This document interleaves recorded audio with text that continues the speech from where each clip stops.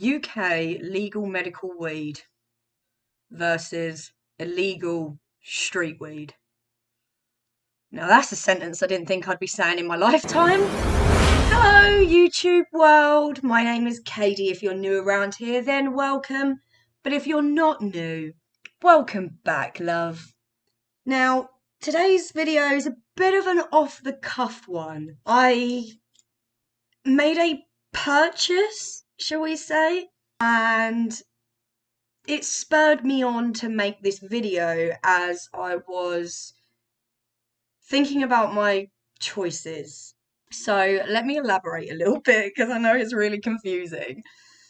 I ran out of medical and had to hit up one of two, literally, I only have two.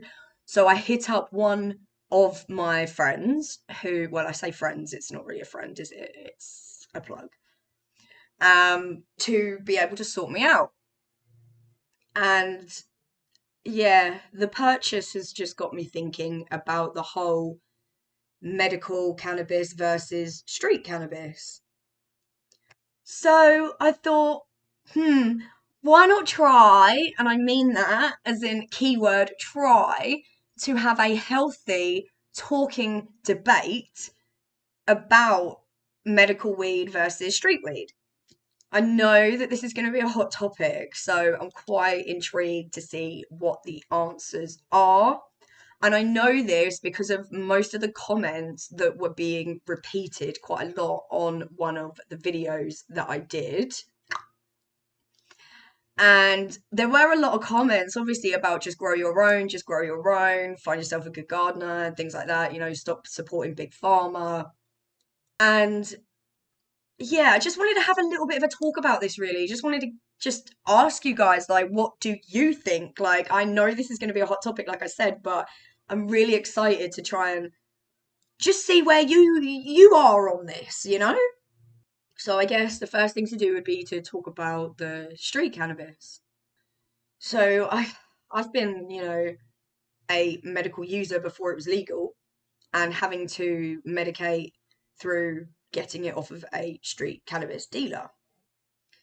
Now, while this is great because obviously there is so many gardeners in the UK, however, finding yourself a good gardener isn't as easy. Also, when I lived in London, yes, it was easy to get, right? So bear in mind, like I'm 35 years old, and when we were buying it, it was £20 for a Henry, which was 3.5, right? £20 for 3.5. Now, I was in London when these prices were normal. However, there was an issue with finding people that were spraying the weed. Now, if you don't know what that is, basically that means people that want to put weight onto the flower, they would spray it with all sorts. And back in my day, some of the most popular ones were sugar and fiberglass.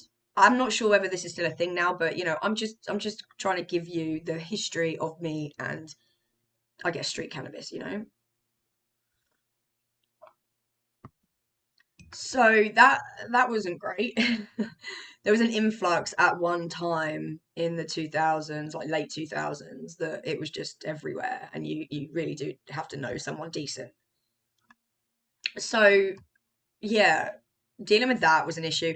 Another thing that I would say about street cannabis is the anxiety that you may get when you are collecting your medicine from the gardener. So I'm quite an anxious person when it comes to people sometimes, like not always, sometimes I just it depends. I'm very energetic, right? So I feel people's energy. Like, when you just know, like you look at someone or you feel someone, you're just like, I feel that, right? Quite a lot. Kind of like a cat or a dog. When they can feel when someone's off. Yeah, I'm very much like that. So that doesn't help when I'm like going to get my medicine because most of the time, you're meeting a roadman. It's not even the actual gardener who could be a 30, 40-year-old guy who's pretty cool, sits in his gaff, sorts it all out, has a cup of tea every now and then, and his main roadmen would go and do everything, sort it all out, separate it into whoever's doing whatever, have their areas, this, that, and the other, and they would converse with the gardener. Well, very often than not, when you go to get your street cannabis, you are seeing the roadman, you're not seeing the gardener.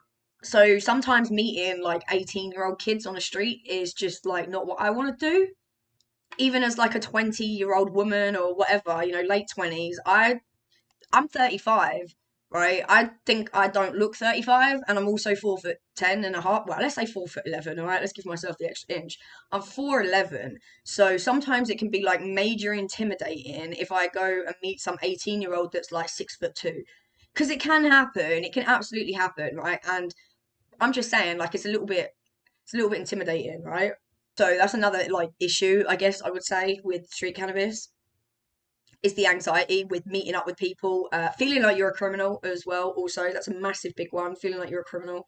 Another issue I had more often than not is that I wouldn't really find people who drove, because being in London, like back in the day, a lot of people would just get cabs. Like, I don't know, man. If you live in London, if you're my age and you live in London now, or you used to live in London, you will know exactly what I'm talking about.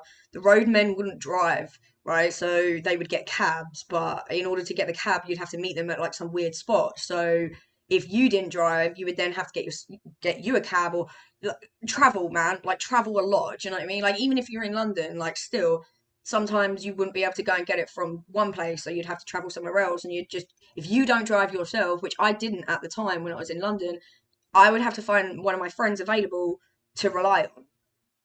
One of the major issues that I have with street cannabis is if you do find a strain in which really does help you, 9 times out of 10, you really probably won't find out the exact strain of what that is. And then trying to get it again, if your plug has a shit ton of patients, is almost impossible. Unless, of course, you have a gardener that grows a specific strain all the time and has an influx every 3 months. He's got his mother going. I don't need to explain it to you, but, if that's a situation, then okay. But I would find that I would pick up something that was okay, pretty decent, was effective in my sleep. And then the next couple of days, I would call to say, have you got any more of that? That was great. It was really, really effective for me. Like, I really, really need that one. And the response would be, no, sorry, it's all gone. So you'd then say, okay, do you know what it was? Maybe you can find somebody else that does the same sort of strain. And they're like, yeah, it's Kush. And you're like, well, what type of Kush? There's a ton of strains that are Kush. And they're like, I don't know, just Kush. Because they are the roadman. Like, again, this is the issue. Do you know what I mean? Unless you have a direct link, and I'm sure a lot of you do. Do you know what I mean? I'm just saying, this is my experience. Unless you have a direct link, sometimes you just don't get what is good for you, you know? Because obviously street cannabis is a lucrative business, so the dealer doesn't really care about you.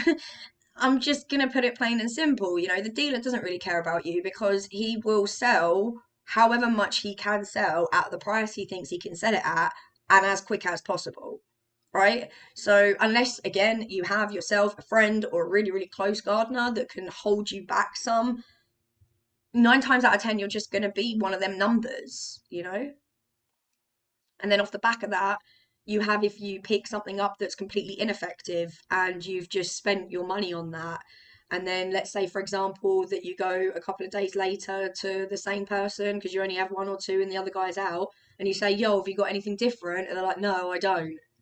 So you're forced to pay money for a medicine that barely even works because you can't find the strain that did work prior, or in my case, I just didn't have anybody to be able to go to. My expansion like wasn't very big when I moved. Basically in London, obviously it was quite big, but when I moved, that was another issue, that I knew nobody and I had to then talk to people to try and get people, and I don't like to do that. I'm just not a fan of that.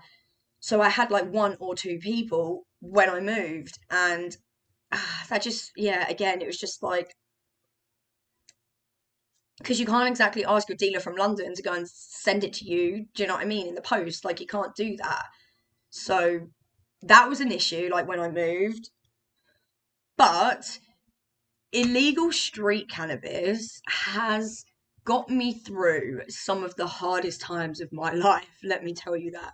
So if this medical wasn't available, we all still would be medicating illegally, right? And that's one of the arguments, I guess, is that is street cannabis medical and is medical recreational? Like, as in, do you use the medical recreationally or medically? Do you use the do you use the street weed medically or recreationally? Because at the end of the day, it's all down to the user, right? You could just go and get some street cannabis, but use it medically or recreationally. Like, only because we have medical cannabis is it seen as medical. However, street cannabis has the qualities of medical cannabis. It's just deemed illegal at this time.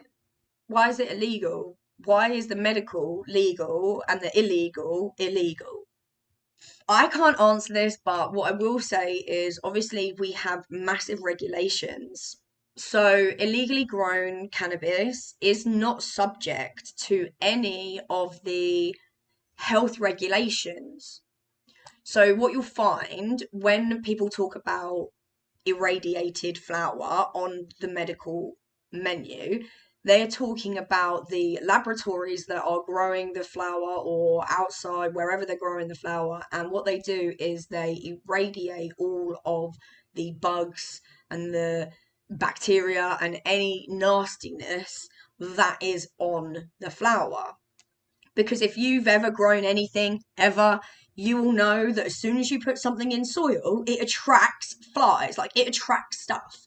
Like, I have lots of plants around my house. You can only see this side, but trust me, I have a lot of plants around my house. And so I constantly have these little yellow things that are put in the plants to catch the flies. Luckily for me, I'm not consuming these plants, right? However, we are consuming the plants that are grown through the illegally street cannabis dealers who are not doing these regulations because they don't have to. So that might be like one massive thing. Do you know what I mean? Like, obviously, it has to be regulated through being done cleanly. I don't know what kind of future there is for independent growers to be able to prove that they are clean. I don't know. Maybe there's some sort of thing we can do in the future where you get a cannabis license, like residentially, like patients can get a cannabis growing license, and then maybe somebody comes over every month and checks that it's super, super clean. And then once you've done your cut and everything like that, like, and then you get a certificate to say, like, I don't know, I'm just thinking off the cuff here, right? But I'm just thinking maybe that's one of the major issues is that because the illegal street cannabis is not regulated through being able to clean it. What are your thoughts on that? So, in contrast with the medical cannabis program that I have been a part of since 2021, personally, I much prefer the fact that I don't have to travel anywhere. I don't have to pay any petrol to go and get my medicine from my plug. I also enjoy the fact that it comes straight to my door, usually next day delivery by 1 p.m. I know exactly when I'm getting it and that I have to be in to be able to sign that, or obviously get somebody else to come in and sign it for you. It costs less for me of one of my strains that I like, Tripoli. That's £55 for 10 grams, so £110 for 20 grams. I don't think my plug does that cheap. And I'm getting a strain that is consistently what it should be. It's being given to me next day delivery, like I say. I know exactly where I'm at. That's another big tick for me. The availability that we are getting on the medical menu now. There are so many strains that have been added and that will continually be added. And that's really exciting to me because, again, I just want to go back on my my purchase from the other couple of days, you know, from my gardener, the lemon ammy, I tell you what, it lacks massively. You know, I haven't gotten to sleep past 2 o'clock in the morning for the past couple of days, and it's just completely ineffective for me. Personally, think that medical cannabis is better for me. The quality is getting better and better. The smell, some of the pungent smells that we have coming out of the packet tub are absolutely one of these Cali types, like legit. And if you've got yourself a good gardener, then like, well done, stick with him. Do you know what I mean? Like, you know, if you want do the medical route, I highly suggest do the medical route if you're a legal patient. You know, it takes a lot of stress off of you.